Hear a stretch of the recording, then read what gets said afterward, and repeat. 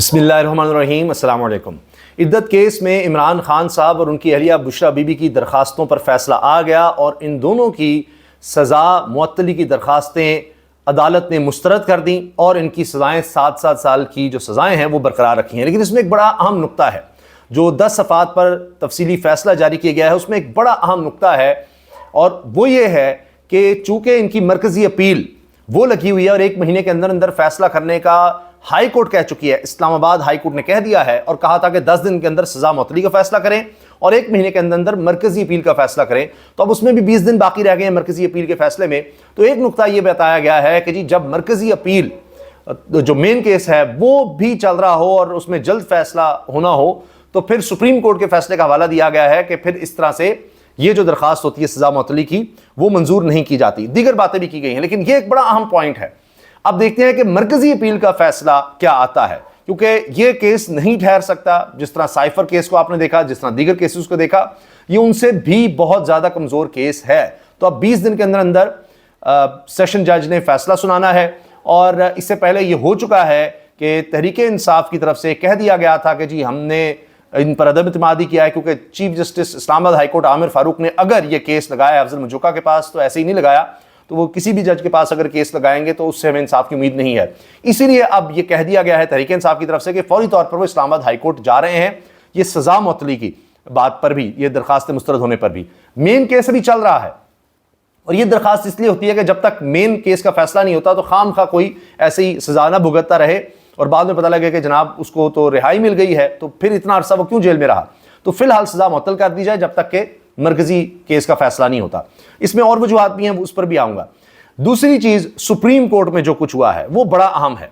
एक तो जनाब ये चीज बड़ी हाईलाइट हो रही है कि जब इलेक्शन कमीशन के वकील बड़ी मुश्किल में नजर आ रहे थे और ताबड़तोड़ सवालात हो रहे थे उनसे, जिस तरह पहले हमने देखा कि जो सुन्नी इत्तेहाद कौंसिल के वकील थे उनसे काजी फैसल साहब सवाल कर रहे थे, तो अब दीगर जजेस ने जब इलेक्शन कमीशन के वकील से सवाल करने शुरू किया और फिर काजी फैसल साहब उनको बचाने बीच में आए और बड़ा लाड प्यार चल रहा था कि हमें अंदाजा है, काजी साहब कहते हैं कि जी एक थॉट प्रोसेस चल रहा होता है और बंदा सोच रहा होता है तो बीच में सवाल नहीं करने चाहिए। ये काजी साहब ने रिवाज डाला कि जो ही जजेस सवाल करने लगते हैं तो कहते हैं नहीं आप बात करें, अपनी कंटिन्यू करें, क्योंकि ओहो इस सवाल का जवाब तो नजर ही नहीं आ रहा इलेक्शन कमीशन के पास, तो बड़ा मुश्किल सवाल है, चलें आगे बाद में कर लेंगे। तो जजेस ने भी अब सवाल नोट करना शुरू कर दिए हैं। लेकिन जब इस मौके पर अतर बिन अल्लाह साहब बोले तो उन्होंने तो तबाही कर दी, क्योंकि इस पर इलेक्शन कमीशन के वकील आए बाएं शाये कर रहे थे। काजी साहब ने कहा चलें आप अपनी बात मुकम्मल करें, पहले अपने आर्गूमेंट्स मुकम्मल कर लें, फिर सवाल जवाब होंगे।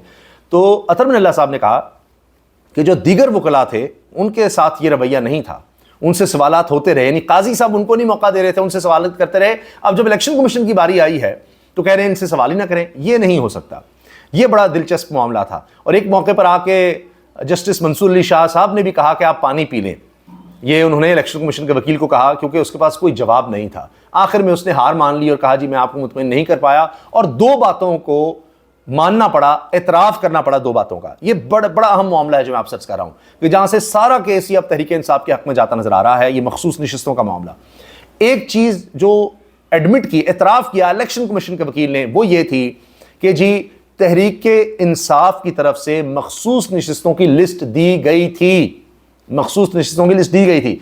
सुन्नी इत्तेहाद कौंसिल को तो ये कह रहे हैं ना जी उन्होंने तो लिस्ट ही नहीं दी थी कोई मखसूस नशिस्तों की, उनको हम मखसूस नशिस्तें कैसे दे दें, जबकि वो भी 2 नंबरी है। इसलिए कि बाप पार्टी की दफा ये बात ऑन रिकॉर्ड है, इलेक्शन कमीशन ने आजाद उम्मीदवारों को बाप पार्टी में जाने दिया, उनकी तरफ से लिस्ट भी कोई नहीं मिली हुई थी और फिर उनको बाद में कहा आप लिस्ट दे दें और उसके तहत उन्होंने मखसूस नशिस्तें उनको दे दी थी।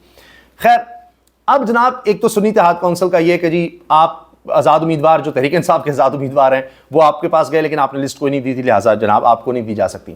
मगर यहां पर इलेक्शन कमीशन के वकील ने माना कि हां तहरीक इंसाफ ने लिस्ट दी थी। दूसरा एतराफ ये कि इनके जो उम्मीदवार थे जिनको हमने आजाद कर दिया, इलेक्शन कमीशन ने किया, उन्होंने खुद को आजाद उम्मीदवार डिक्लेयर नहीं किया था, उन्होंने बयान अल्फी जमा कराए और पार्टी टिकट भी उनके पास थे, उन्होंने वो भी दिया। यानी तहरीक इंसाफ ने कहा कि जी ये लोग हमारे हैं, उम्मीदवार ने कहा जी मैं तहरीक इंसाफ का हूं, लेकिन इलेक्शन कमीशन ने उनसे हक छीन लिया, जो कि आइन की खिलाफ वर्जी है। और ये बात अतर बिन अल्लाह साहब ने कही कि आप आर्टिकल 17 पढ़ लें, और उन्हें उड़ा कर रख दिया। बार बार ये काजी से बात करते थे जी आइन पर आइन, उन्होंने कहा जी आइन पढ़ें, आप ये हक नहीं छीन सकते। भाई या तो उम्मीदवार कहे जी मैं इस पार्टी से नहीं हूं, ये पार्टी कहे जी ये उम्मीदवार हमारा नहीं है। जब वो दोनों कह रहे हैं और पार्टी मौजूद है, रजिस्टर्ड है, ठीक है, सुप्रीम कोर्ट ने जनाब वो 13 जनवरी का फैसला है काजी साहब का, जी बल्ले का निशान छीन लिया, लेकिन पार्टी तो मौजूद थी ना, और आप कहते हैं बल्ले का निशान नहीं है, यहाँ पार्टी के मेंबर हैं, इनको हम और निशान को अलॉट कर देते हैं, और लेकिन आपने कहा जी पार्टी ही नहीं है, आप इसके उम्मीदवार नहीं हो सकते। ये इलेक्शन कमीशन ने किया, और इस बात पर मुनीब अख्तर साहब ने खिंचाई की इलेक्शन कमीशन के वकील की, आप मजाक उड़ा रहे हैं इनका, और जो कानून है उसमें तो यह है कि उसके मुताबिक उन्होंने ये काम किया, आपने उनसे ये हक छीना कि जी नहीं नहीं नहीं आप किसी पार्टी की नहीं, आप आज़ाद हैं। तो 2 एडमिशन, 2 एतराफ़ किए, तहरीक इंसाफ जमात मौजूद थी, और उसके तहत ही इन्होंने उम्मीदवारों ने, तहरीक इंसाफ के उम्मीदवारों ने कागजात नामजदगी अपने जमा करवाए कि हमारा ताल्लुक तहरीक इंसाफ से है, वो आज़ाद नहीं थे, आपने उनको आज़ाद किया। नंबर 1 इलेक्शन मुश्किल है, हाँ जी बिल्कुल ऐसे है। नंबर 2 ये कि लिस्ट भी मौजूद थी, मखसूस नशिस्तों की लिस्ट भी तहरीक इंसाफ ने दी हुई थी, तो लिस्ट भी दी थी, पार्टी भी मौजूद थी, उन्होंने कहा भी, तो फिर वो आज़ाद तो ना हुए, आपने उनको आज़ाद कर दिया। तो लिहाजा फिर अब ये केस तहरीक इंसाफ के हक में जाता दिखाई दे रहा है कि पार्टी भी है, उन्होंने मखसूस नशिस्तों की लिस्ट भी दी थी, उनके उम्मीदवार भी उनके साथ थे जो बाद में जीत गए, और आपने उनको आज़ाद कहा हुआ था, उन्होंने बेचारों ने कहीं ना कहीं तो जाना था, आप कह रहे थे तहरीक इंसाफ का तो वजूद ही नहीं है, तो इसलिए सुन्नी इत्तेहाद कौंसिल में गई और सारा कुछ गड़बड़ हुआ, लिहाजा मखसूस नशिस्तें उनको मिलनी चाहिए। तो ये जो 2 एतराफ़ हैं इलेक्शन कमीशन के वकील के, वो नज़र आते हैं कि ऐसी उसने पानी नहीं पिया, फिर पानी नहीं मंगवाया कि हाँ मैं पानी पी लेता हूँ, और बार बार जस्टिस आयशा मलिक साहब सवाल करती नहीं, वो जवाब नहीं दे रहे थे, लेकिन फिर फंस गए।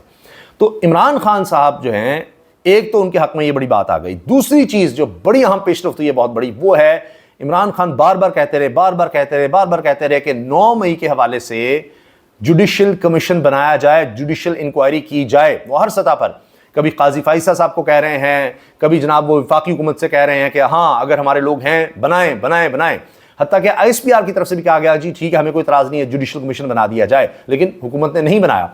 ISPR की तरफ से कहा गया कि जी फिर पीछे से काम शुरू होगा, फिर धरनों से भी काम शुरू होगा, तो कहते कहीं से भी कर लें, इमरान खान ने कहा कर लें। लेकिन अब खैबर पख्तूनख्वा हुकूमत ने यह काम कर दिया है, फैसला हो गया है कि जुडिशल कमीशन बनेगा, खैबर पख्तूनख्वा हुकूमत यह काम करने जा रही है।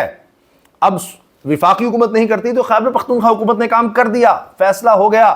तो ये बहुत बड़ी खबर है कि इमरान खान चाहते थे कि जुडिशल कमीशन बने, और खैबर पख्तूनख्वा हुकूमत जो तहरीक इंसाफ की हुकूमत है उन्होंने ये फैसला कर दिया है। तो ये एक बहुत बड़ी पेशरफ्त है कि KP हुकूमत का 9 मई वाक़यात की तहक़ीक़ात के लिए जुडिशल कमीशन बनाने का फैसला। इससे पहले ये करारदाद भी मंजूर हो गई थी इस हवाले से असम्बली में, और अब सूबाई असम्बली से पास करारदाद को काबीना इजलास में मंजूरी के लिए पेश किया जाएगा। करारदाद में इमरान खान और बुशरा बीबी पर कायम मुकदमात वापस लेने का भी मुतालबा किया गया है। जुडिशल इंक्वायरी की करारदाद के लिए मतन तैयार कर लिया गया, जिसमें CCTV पब्लिक करने का मुतालबा भी शामिल है कि पता लगे कौन कौन लोग इसमें थे। खैबर पख्तूनख्वा काबीना का इजलास आज तलब किया गया, जिसमें जुडिशल इंक्वायरी की करारदाद भी एजेंडे में शामिल। जुडिशल इंक्वायरी की करारदाद 10 मई को असम्बली से मंजूर की गई थी। करारदाद मुश्ताक गनी और अकबर अयूब ने पेश की थी। अब CCTV फुटेज मिलती है नहीं मिलती है देखना होगा, बहरहाल ने मुतालबा कर दिया ताकि उसमें नजर आए। हर ऐसे वाक़े की CCTV फुटेज नहीं मिलती, कहीं वो कोई हिजड़े जो हैं वो अगर रऊफ़ हसन साहब पर हमला कर देते हैं तो वो भी नहीं पता लगता किधर से कहाँ निकल गए, वो गाड़ी कहाँ से कहाँ बैठ कर वो कहाँ निकल गए, कुछ पता नहीं लगता।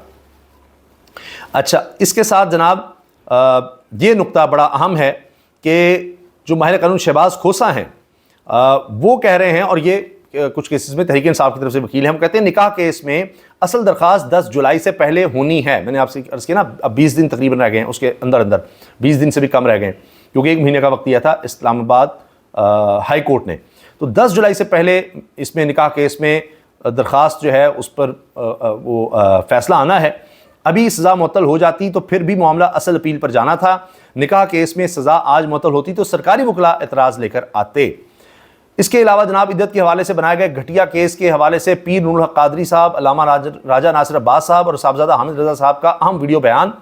जिन लोगों ने यह फैसला दिया या इसमें किसी भी तरह शामिल रहे वो अल्लाह के हुजूर माफ़ी मांगे। तमाम उलमा किराम की राय में इद्दत के मामले में खातून का कौल ही मोतबर समझा जाता है। ये तहरीक इंसाफ के ऑफिशियल प्लेटफॉर्म से चीज़ शेयर की जा रही है। एहतशाम कियानी रिपोर्टर हैं, लिखते हैं दिलचस्प बात है कि जज मोहम्मद अफजल मजोका ने इमरान खान और बुशरा बीबी की इद्दत केस में सज़ा मुअत्तली की दरखास्तें मुस्तरद करने की बजाय इस्लामाबाद हाई कोर्ट के 2 रुकनी बेंच की जानिब से मरकजी अपीलों पर 1 माह में फैसले की डायरेक्शन को बना दिया। एडिशनल सेशन जज ने फैसले में लिखा है कि इस्लामाबाद हाई कोर्ट की डायरेक्शन है कि मरकजी अपीलों पर 12 जुलाई तक फैसला करना है। तो सुप्रीम कोर्ट का फैसला मौजूद है कि जब मरकजी अपील मुकर्रर हो तो सज़ा मुअत्तल नहीं की जाती। उन्होंने उसी को बुनियाद बनाकर कहा जी इसलिए हम सज़ा मुअत्तल नहीं कर रहे। लेकिन जो ही ये फैसला आया कि जी ये जो सज़ा है मुअत्तल नहीं हो रही, दरखास्तें मुस्तरद हुई हैं इमरान खान और बुशरा बीबी की, तो एहतजाज शुरू हो गया। अदालत के बाहर ही जनाब बड़ी तादाद में लोगों ने नारे लगाने शुरू कर दिए इमरान खान के हक़ में। ज़िला कचहरी के दाखिली रास्ते के बाहर सड़क भी बंद हो गई, ट्रैफिक जाम हो गया। वहाँ पर औरतों की, ख़वातीन की बहुत बड़ी तादाद मौजूद थी और जनाब इंटरनेशनल मीडिया मौजूद था। और जाहिर है कि वो पहले ही इस चीज़ को बड़ा हाईलाइट कर रहे हैं कि ये क्या है कि दो लोगों ने शादी की और जनाब वो कोई मामला जो है ख़वातीन के याम का वो मुकम्मल नहीं था, और ये खातून ने कह भी दिया कि जी नहीं, अपने याम के हवाले से उसने गवाही भी दे दी। फिर वो ज़ाहिर पूछते हैं तो कहते हैं जी इस्लाम में तो इसी की गवाही जो है मानी जाएगी खातून की, लेकिन इस केस में वो भी नहीं मानी गई। ये बात अमेरिका तक में वहाँ पर हुई कि जी किस किस्म का केस है। वहाँ पर रिपोर्टर भी हैरान हो गए, सारी दुनिया इस पर हैरान है किस किस्म का केस है। निकाह करने पर, शादी करने पर यह केस बनाया गया, किस तरह बनाया गया, क्या हुआ, किस तरह ये चला दिन रात करके। तो ये पूरी दुनिया में पाकिस्तान के लिए शर्मिंदगी का बायस बन रहा है, पाकिस्तान के निज़ाम के लिए, निज़ाम इंसाफ और क़ानून के लिए। और ये जिस तरह से एक ख़ानदानी मामले को, मियाँ बीवी के मामले को, निकाह के मामले को पॉलिटिकल विक्टिमाइजेशन के लिए इस्तेमाल किया गया है, यानी सियासी तौर पर बदले के लिए, ये अब पूरी दुनिया में ये चीज़ हाईलाइट हो रही है। और इसीलिए हुकूमत के कोई भी आप वज़रा को देख लें, किसी को भी, वो इस पर बात ही नहीं करते, इसलिए कि उनके लिए सिवाय शर्मिंदगी के इसमें और कुछ नहीं है। अब यही कहा जाता है कि जी इसमें बुशरा बीबी की रिहाई हो जाएगी, लेकिन इमरान खान साहब को किसी और केस में गिरफ्तार कर लिया जाएगा, क्योंकि अब बुशरा बीबी और कोई केस बनाना भी बड़ा मुश्किल है। उन पर तोशा खाना का या अलकादिर ट्रस्ट का बना रहे हैं, किसी न किसी तरह उसमें उनको शामिल रखें, कुछ करें, लेकिन वो बात नहीं बनी जिस मकसद के लिए उनको गिरफ्तार किया गया था बुशरा बीबी को, कि जी इमरान खान टूटेंगे। जिस तरह आपने देख लिया, शहबाज शरीफ साहब ने कहा जी उन पर मुश्किल वक्त आए, हमारे साथ बैठें, वो काम भी नहीं हो रहा। तो इमरान खान उस पर इनकार कर रहे हैं। और उमर अयूब ने भी आज फिर कह दिया कि पहले इमरान खान रिहा होंगे, हमारा मैंडेट वापस होगा फिर। तो उन्होंने मुज़ाकरात की दावत शहबाज शरीफ की, इसको यकसर मुस्तरद कर दिया है। अच्छा, जब इलेक्शन कमीशन के वकील से आम तरीन सवाल किए जा रहे थे तो इस मौके पर जजेस की आवाज़ कुछ देर के लिए म्यूट कर दी गई। अब आवाज़ दोबारा ओपन कर दी गई, क्योंकि काजी साहब अब इलेक्शन कमीशन के वकील को रेस्क्यू कर रहे हैं। ये चीज़ रिपोर्ट हो रही है, ये रिपोर्टेड है, ये सारा कुछ जो मैं आपके सामने रख रहा हूँ। इसके साथ जनाब जस्टिस आयशा मलिक साहिबा ने पूछा इलेक्शन कमीशन के वकील से, मेरे सवाल का जवाब दें। पंच लाइन पर आ रहा हूँ, वकील इलेक्शन कमीशन अभी तक पंच लाइन पर नहीं आए। वकील इलेक्शन कमीशन के फिर 3.5 मिनट तक तवील दलाइल। जस्टिस आयशा ने फिर सवाल किया, जब कहा ना जी मैं पंच लाइन पर आ रहा हूँ, तो आयशा साहब ने कहा जी अभी तक नहीं आए पंच लाइन पर।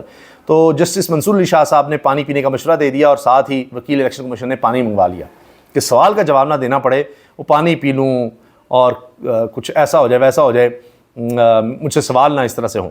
तो वहाँ पर वो फंसते नजर आए। अच्छा, इसके साथ जनाब ये जो इद्दत केस का मामला है जो मैंने आपके सामने रखा, उसमें जो तफसीली फ़ैसला है उसके जो अहम तरीन नुकात हैं वो मैं आपके सामने रख देता हूँ।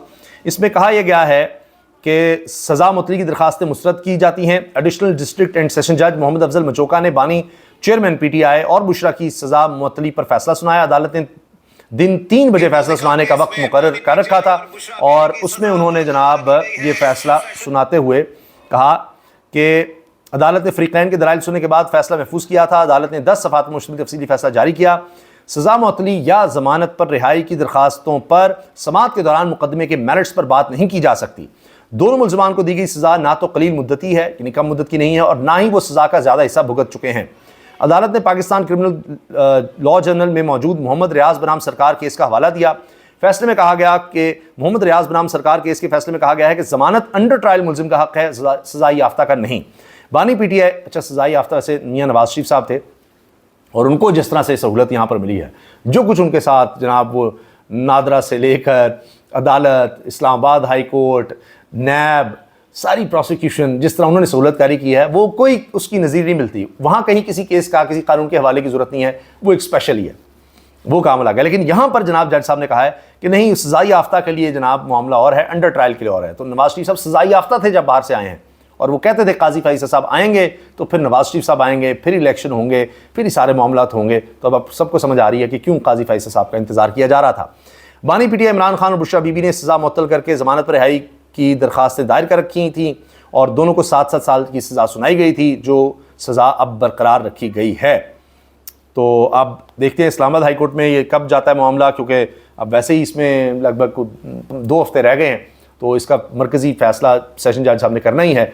तो दोनों सूरतों में अगर ये इनके हक़ में भी आया इमरान खान बुशरा बीबी के, तो फिर सरकार जो है वो जाएगी आगे हाई कोर्ट में, और अगर ये इनके ख़िलाफ़ आया तो तब भी वो इस्लामाबाद हाई कोर्ट जाएंगे। लेकिन इनके वकला कह रहे हैं कि जिस तरह बाकी केसेस में नीचे से चीज़ें मैनेज कर ली गई थी, सिस्टम ने बड़ा मैनेज किया था निचले जजेस को, लेकिन हाई कोर्ट में जाकर, इस्लामाबाद हाई कोर्ट में जाकर आज़ाद जजेस के सामने जिनको धमकाना पड़ता है, फिर ज़ाहिर जजेस ने भी ख़त लिख दिया, तो वहाँ जाकर ये केसेस नहीं ठहर पाए और ये भी नहीं ठहर पाएगा। तो अब देखते हैं कि आगे इस मामले पर क्या होता है। अभी तो इलेक्शन कमीशन भी जजेस के सवालों के सामने, आज़ाद जजेस के सवालों के सामने नहीं ठहर पा रहा और मान रहा है कि जनाब हम मुतमईन नहीं कर पा रहे, एडमिशन कर रहा है। और इसी वजह से आप देखिए कि जो रिकॉर्ड मंगवाया गया था 81 उम्मीदवारों का तहरीक इंसाफ के, ताकि पता लग जाए कि उन्होंने लिखा हुआ था कि हम तो तहरीक इंसाफ के हैं, तो वहाँ से फिर इनकी चोरी पकड़ी जाएगी, वो भी अभी नहीं पेश किया गया, लेकिन इतराफ़ कर लिया गया है।